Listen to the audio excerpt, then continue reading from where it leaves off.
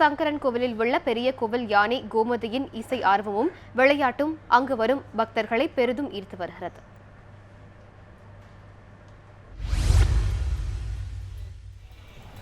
திருநெல்வேலி மாவட்டம் சங்கரன் கோயிலில் உள்ள சங்கரநாராயண சுவாமி கோயில் தமிழகத்தின் பழமையான ஆலயங்களில் ஒன்று. இந்த கோயிலில் சங்கரலிங்க சுவாமிகள், சங்கரநாராயணர், கோமதி அம்மன் ஆகிய சன்னதிகள் அமைந்துள்ளன. இக்கோயிலில் கடந்த 17 ஆண்டுகளுக்கு முன்பு சிறு குட்டியாக வந்த பெண் யானை கோமதிக்கு தற்போது 20 வயதாகிறது. இந்த கோயில் யானை சற்றே வித்தியாசமானது.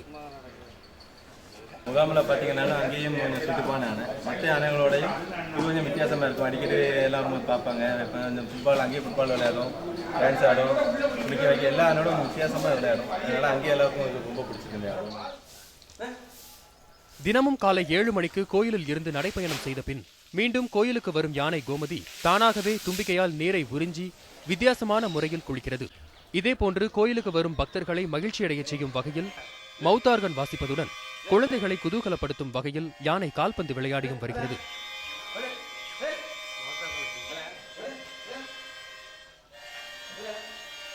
யானை கோமதி அருகில் பலகை மற்றும் தகரத்தை வைத்துவிட்டால் போதும், தனது தும்பிக்கையால் ரசனையுடன் தாளம் இசைத்து அனைவரையும் உற்சாகப்படுத்துகிறது.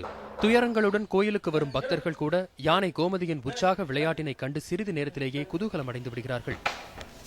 கோமதி சிறப்பான ஒரு செயல்களை செய்து வருகிறது.